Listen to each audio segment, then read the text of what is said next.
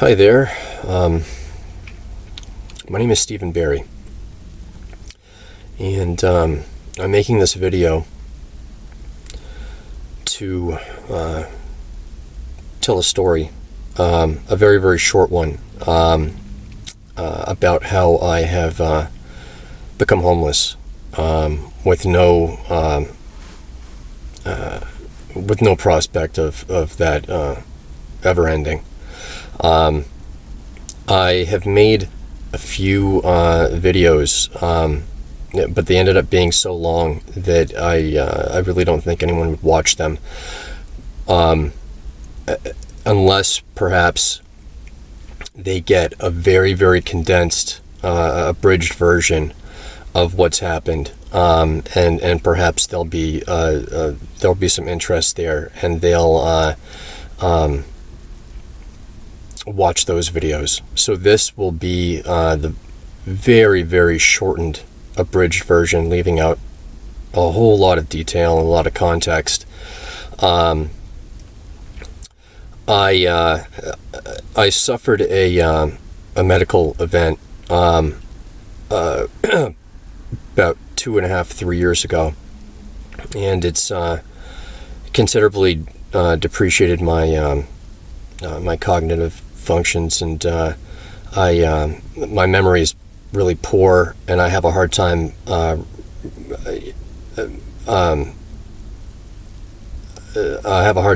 with remembering words, keywords and sentences, which is really difficult when you're trying to get a point across, especially quickly. So what I've done is, as much as I wanted to do this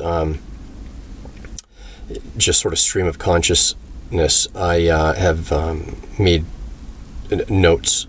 I'm looking down at my phone right now. I have them organized in order of when they happened.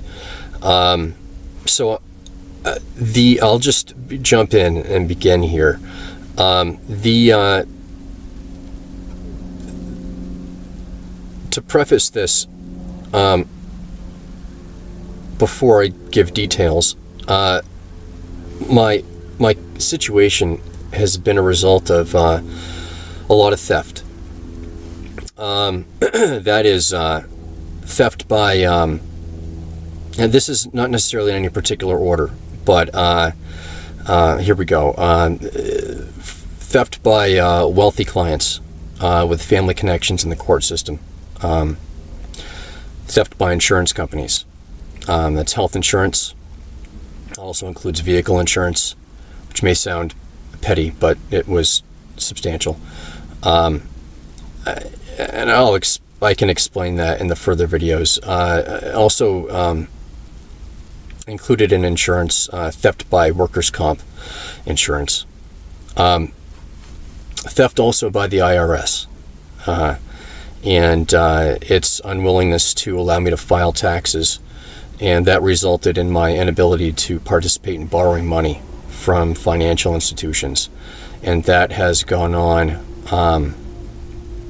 still. I mean, there's no point in saying it's going on now. I'm beyond hope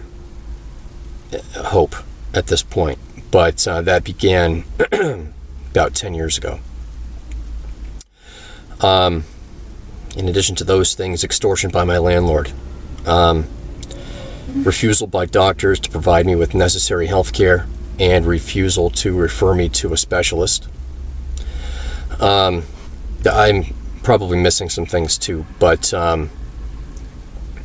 like I said, I'll detail. If you are interested after this video, which I hope to be short, and it will likely be unedited, I give more details in those other videos, though not nearly as much as I would like to. I feel that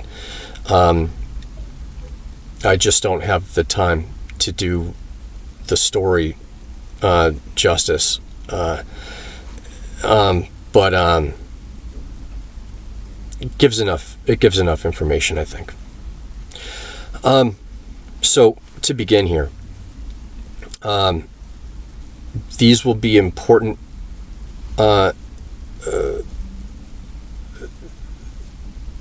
incidents that happened in my life, which led me to this predicament that I'm in. When I was very young, 7 or so, 8 maybe, I was forced to go on a roller coaster. The result of that, and I didn't want to, I scared the hell out of me. As silly as it sounds, it resulted in a lifelong struggle with, let's call it vertigo, dizzy spells, and it really impacted my life very significantly. And as I got older, I was more able to cope with that, and I found I learned how to deal with it and make it less of an impact in my life. It took a very long time and a lot of work, a whole lot of work. I'm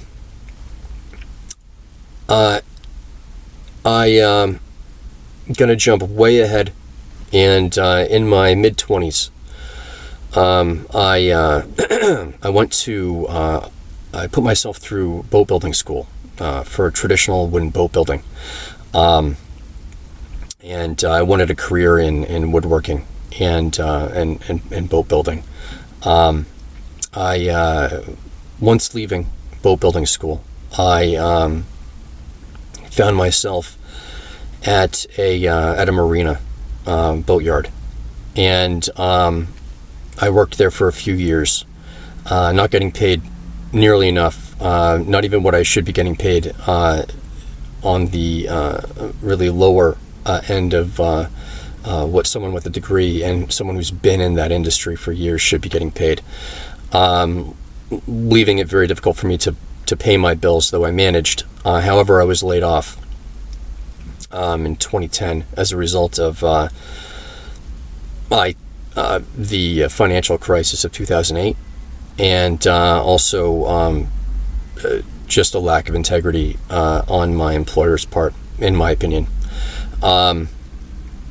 During that time, while I was working, the health insurance that I had been paying through work was not refusing, but was I think pretending to be making mistakes and shuffling my paperwork to the wrong departments, which is the reason that they would give me when I'd call, trying to sort out reasons why the hospital was not getting their payment. That was an issue that lasted a very long time, years. Excuse me. While I was at that boatyard, once I was laid off, the medical bills still had not been paid by the insurance company, and the hospital decided instead of taking them to court to set a lawyer onto the case, and they came after me for the money. And she threatened to take everything that I had. This resulted in me requiring to file bankruptcy. So shortly after I was laid off, I had to file bankruptcy. I'll speed up here. I'm already almost 10 minutes in. I was getting my feet back on the ground slowly. It was very difficult finding work throughout around a year. No one was hiring. Banks weren't lending. That's important. I can't talk about that in this video. I wound up getting work through a couple, and they realized they were an extremely wealthy couple. My girlfriend at the time had taken them on as a client, and I eased into work with them and ended up with a massive workload with them. My work varied in its scope, and eventually became nearly primarily involved with the curation and selling of their massive antiques collection. I worked for them for a few years. They ended up at one point not paying me, and this was a huge blow to me financially. It actually nearly ruined me.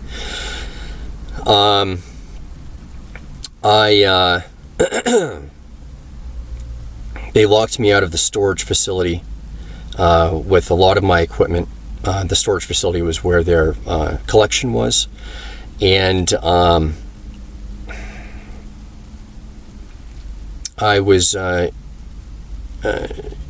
given a reason eventually. I was struggling to contact them, and they would not respond, no matter how I tried to contact them. They accused me of a lot of strange things, and none of it made any sense. I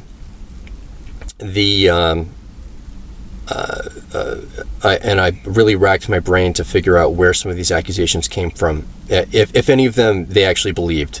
I thought that they were, manufacturing that they probably didn't believe any of them themselves. It was just a justification for them to not pay me, which was their style. I had heard of a lot of people not being paid by these folks. But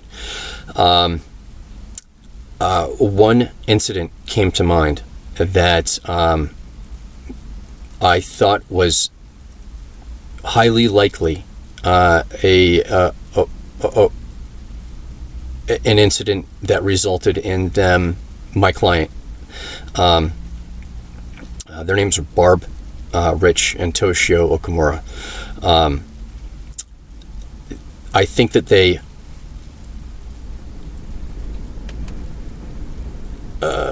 formed this opinion based on some information that resulted from an incident. And this incident was, I'm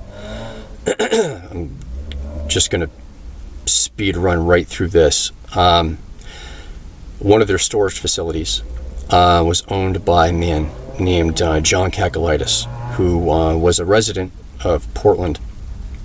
He is no longer alive. They were locking me out of the facility, requiring me to. It was causing a huge problem with moving my client's belongings out and into another facility. I met with John Cacoulidis' a manager of his. I'm not entirely sure what his title was. His name's Brad Bean.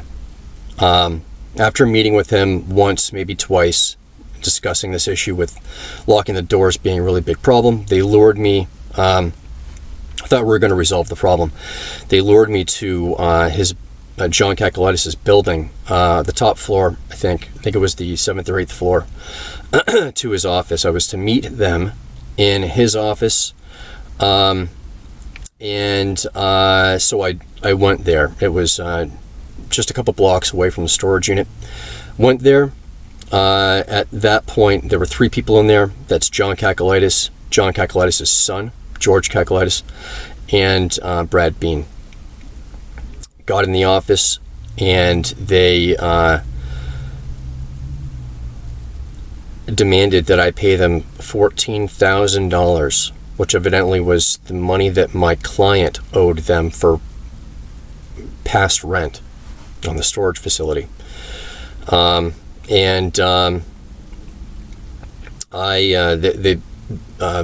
the son said I wasn't going anywhere. They said that I wasn't going anywhere until I paid them my own money, $14,000.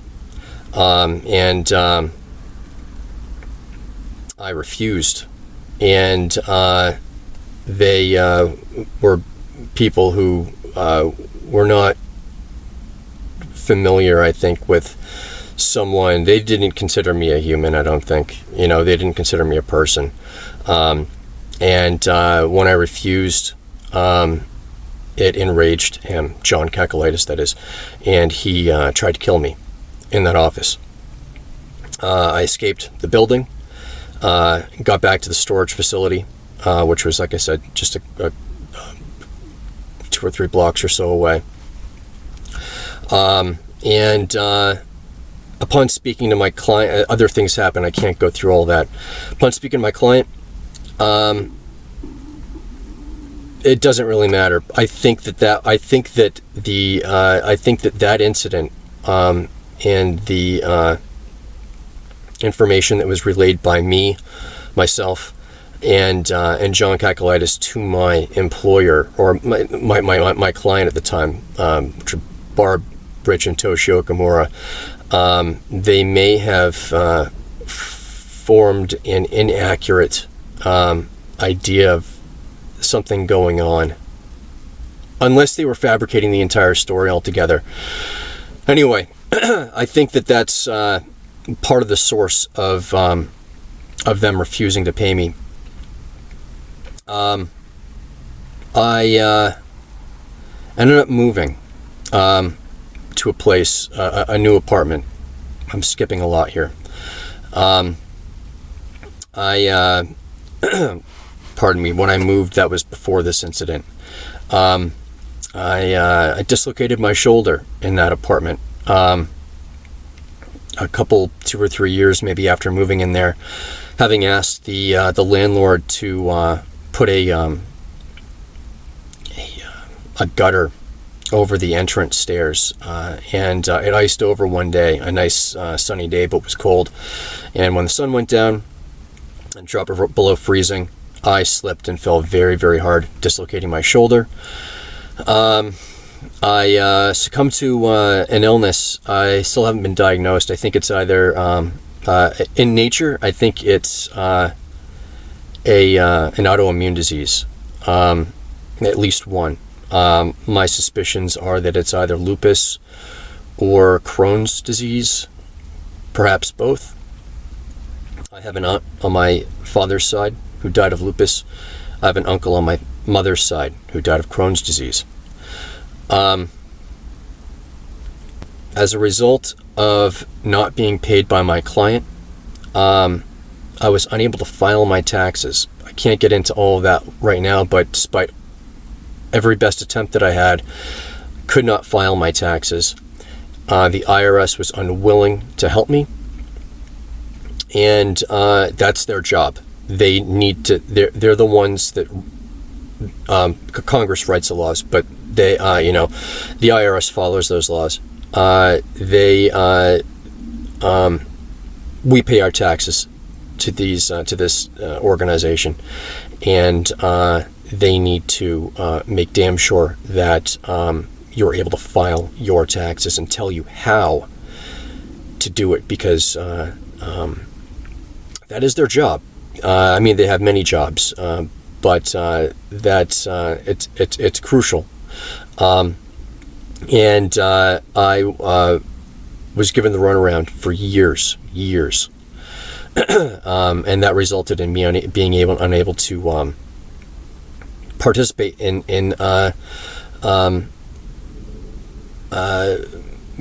society. Really, I couldn't borrow money, and that kept me locked in what I consider to be a rent prison. I desperately, ever since I started renting, wanted to own.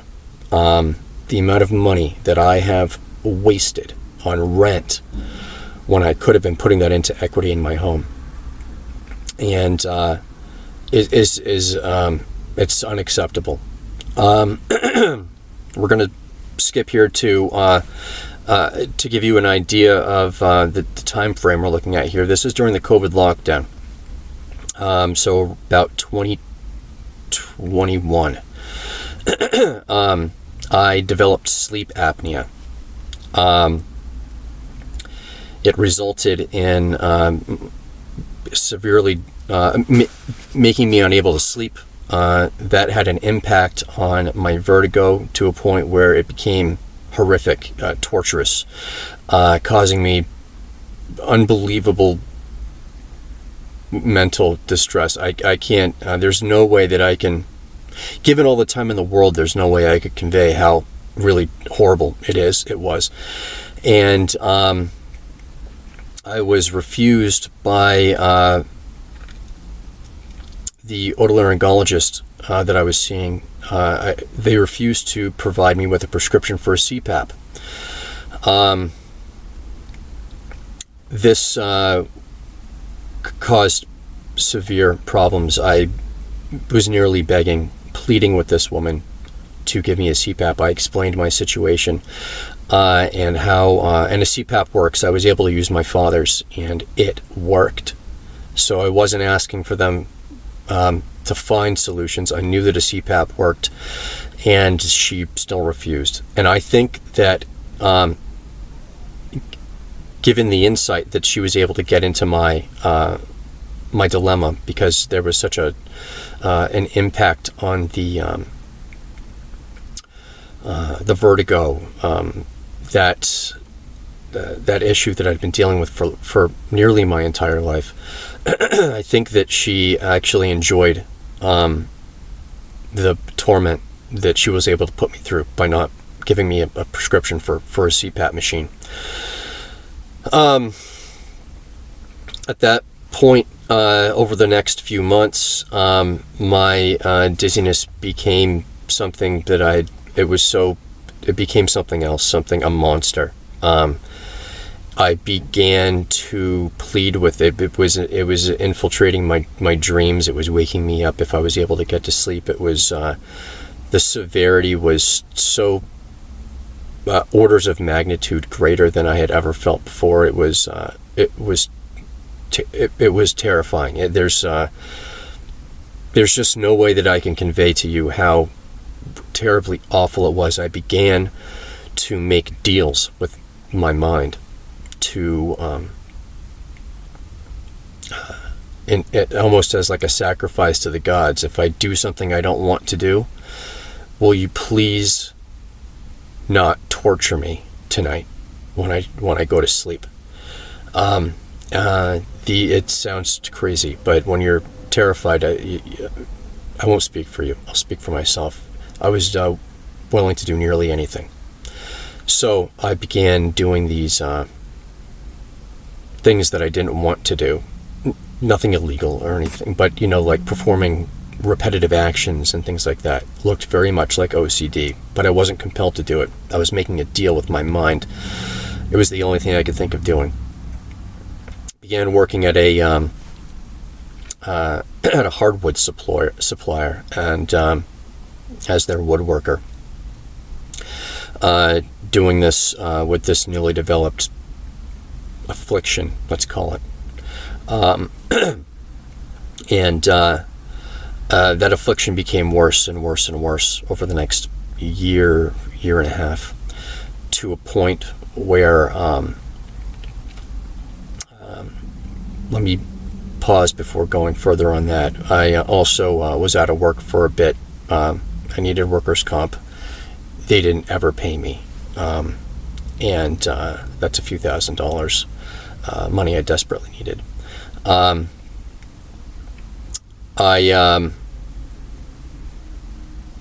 I'm going through all of this, there's theft by my auto insurance company, theft by that workers' comp company.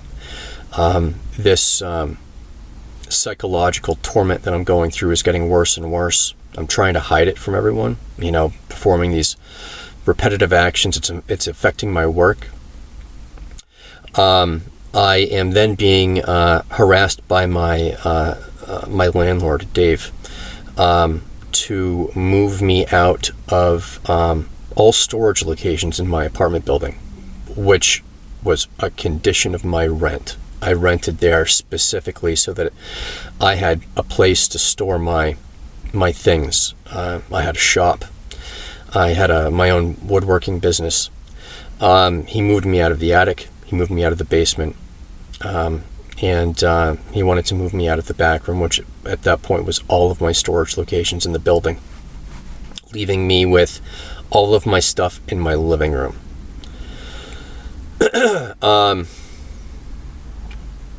I was going through so much. I was redlining completely.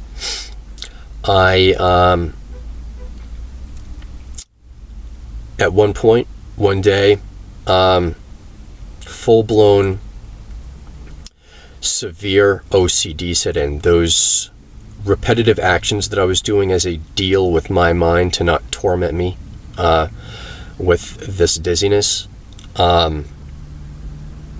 had become, I had been laying the groundwork for OCD, and it hit me fast, it hit me hard, and it was life-threatening. I was locked in my apartment for months. I lost so much weight I couldn't eat. I'd like to give you the details on that, but it takes too long. I'll go into details if you want in those videos that I will post along with this one. I moved to my parents' house.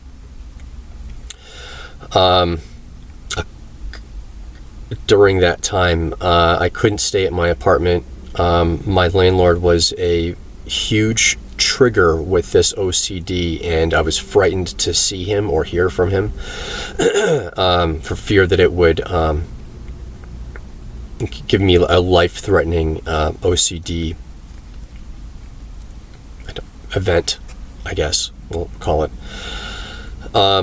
Staying at my parents' house, I had issues with my parents during childhood. I hadn't lived with them for, nearly 20 years, I'd say. Yeah, about, no, let's say 16 years or so I hadn't lived with them. They were, I think my mother was intentionally trying to test my limits to see how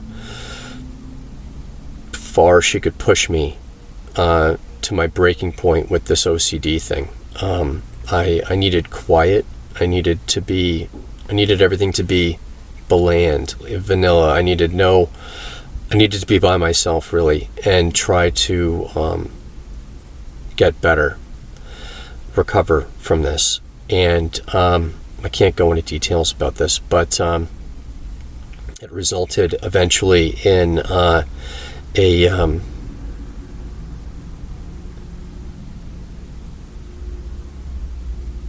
huge event. I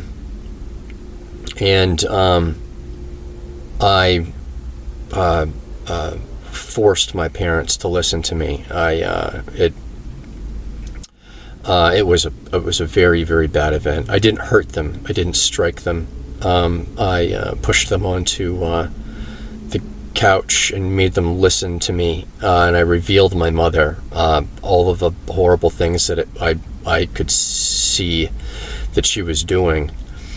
And my father offered to set her up at a hotel or motel for a period of time, because it was clear that based on what I was saying, she was a major contributor to this event. I accepted that. I said that would be good, because I really couldn't go back to my apartment, but I couldn't stay at home, but I couldn't go anywhere. Anyway, oh man, I've gone way over on my time. I hope you were still with me. They left the house. Instead of putting her up in a hotel, they called the cops on me. I wasn't arrested, but I went back to my apartment. I have not been back to my parents' house since. It's been 2.5 years or so. stayed at my apartment. Within a day of being at my apartment, my landlord evicted me. He knew I was sick. I told him I was sick. He evicted me. I had been paying rent this whole time. I really can't go into details. This man wanted to hurt me. It was no mystery to me, nor was it a mystery to other people in the building. Some people were acutely aware of how much this guy, for whatever his reasons, he did not like me, and he wanted to hurt me. And I think he saw that I was in an extremely weakened state, and evicting me was a way to deal the death blow. And he evicted me. The upstairs neighbor offered to let me live there, and the landlord told him he didn't want me living upstairs, and the neighbor came to my defense. This is a conversation that I was not present to witness, but was told by my upstairs neighbor. He said, "I'm not going to let him become homeless." My landlord didn't want to kick them out too. He needed the money. He needed the revenue because it was only a 2-unit building. On a different discussion, a couple days later, maybe, landlord told my upstairs neighbor that I was a psychopath. I think in an attempt to persuade him that letting me live there was not a good idea. I couldn't be trusted. This is an assumption, but I think it's a pretty fair assumption. Anyway, that didn't persuade my upstairs neighbor. I was able to live there. However, I was told that I couldn't keep my things up there. I had to get a storage unit. This ate into quickly dwindling funds. I was unable to work at this time. I was a hermit. I was trying to get better, which was nearly impossible with all of these external forces that were bearing down on me. I was harassed. My landlord, anyway, on the last day of moving out, I was harassed by him. I was not moving out fast enough. I was piling everything I could pile into the bedroom that I was staying in, which was like 10 by 10, which isn't much room, I had a queen size bed. There was just stuff all over the floor. Later that night, when I was getting stuff in there, I slipped on something on the floor, caught my arm on my bed trying to catch myself, and dislocated my other shoulder. So I had I've got 2 dislocated shoulders now. At that time, Spectrum, my internet service provider, for years, I had to close the account because I was no longer living in the downstairs apartment. They said I owed them a couple of routers or modems, bringing the grand total to over $200. I said I didn't have the money to pay for all that. I wasn't expecting that kind of fee to close my account. They said I could go on a payment plan. I accepted, and they sent me to collections, even though they suggested going on a payment plan, and I accepted the payment plan. That's not how payment plans work. That ruined my credit. I had good credit, good enough credit that my mortgage broker said was good enough to buy a house. It was about 720, the credit score. Brought my credit score down to in the 500s, making me unable to. I couldn't even get a loan from a bank that I had been with for 13 years.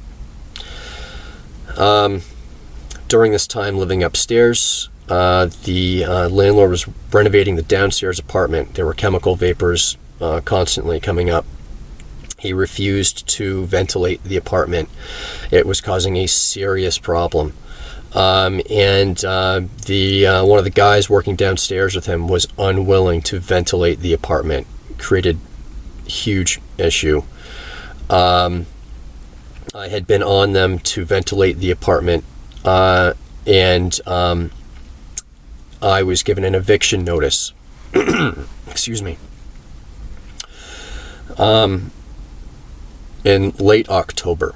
The eviction notice consisted of a note. The note, I'll have to paraphrase because it's been a while and I didn't keep the note, gave 3 options. One option was to vacate the premises within 5 days, really giving us 3 days to vacate the premises because I received the note in the evening, and then on the 5th day we were to be out. So that gave us really 3 days to move out. Impossible. I couldn't go anywhere anyway because my credit score was so low. Unfortunately, most people now require a credit score just to get an apartment. Apologize for moving that. The next option was to move out in a couple of weeks, and these options would result in a partial reimbursement of the rent that we had paid. I had 2 roommates up there.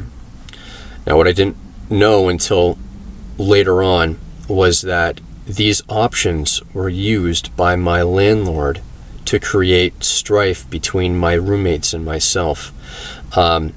He was accusing me of, what did he say? His own words, you're really screwing them over by not moving out early. Luckily, my roommates didn't participate in any of this nonsense. They were able to move out before me. One of them actually was housing and could have moved out immediately. Even though they didn't get their reimbursement for rent, and that's because I was unable to move out, they did not blame me. However, this was a tactic, a very underhanded and just unscrupulous tactic by my landlord to just at every turn make me miserable and deal damage to me. I had to move out. I had been evicted. I was suffering from serious inflammation. My knees were huge with inflammation. I couldn't barely move them. And I destroyed my knees moving myself out of that apartment. There's so much more. This is 37 minutes in. I don't think I continue. I lost everything. I lost absolutely everything, and none of this needed to happen. None of this at all. I worked so very hard my whole life, and I sacrificed so much to build a life, and I have lost everything except for what I've got here in and on this truck, and in a storage unit about 45 minutes from here, which I'm going to default on payments very soon because I'm nearly out of money, and a little bit of storage at a friend's place in his garage. Everything is. I'm gonna lose all that too, and there's no way I can. My debts now have. I don't even know what they look like. They must be massive because I've defaulted on them for 2.5 years. None of this needed to happen. I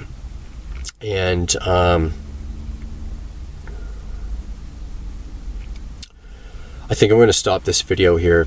I would like to, wrap it up with saying something. I'm unsure how to put that into words right now. I'm going to collect my thoughts. For those of you who have watched this and they stuck through this, I expected this to be much shorter than it is. I thank you. Really, I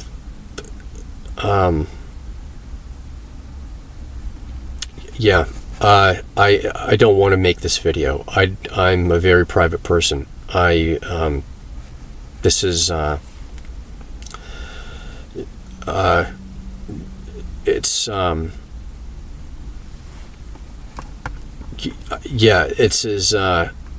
really hard for me to do. I don't want to put this out to the world at all. It's mortifying, really. And but I'm at the end here, and I'm desperate to let someone know I didn't do this to myself. I'm not out here because I made bad choices. I'm out here because of a system that is entirely corrupt and filled with unscrupulous individuals who use their authority to hurt people. Massive theft. I mean, a few thousand here, a few thousand there may not sound like much to people who have, well-established lives. But when you add all those thousands up, it was everything to me. And my health has been taken from me unnecessarily. I really do think that had I been given proper treatment by my doctor and been sent to a specialist, I could have salvaged my health. And anyway, I'm in an impossible situation. Everything is ruined. I mean, everything's getting ruined. I have nearly no clothes left. And it's the middle of winter here in Maine. And it's my second winter here. I've been homeless in my truck for about 16 months now. Anyway, let me I said I was going to stop the video, and I haven't. I'm going to stop the video here. But thank you for watching this and sticking with it. I think I'm going to make a very, very short couple-minute video saying something to wrap this one up. And then, like I said, I have other videos that I've made that detail and put into context this whole situation. Maybe you want to watch those. I don't know. But thank you. And perhaps I'll see you in one of my other videos. Bye-bye.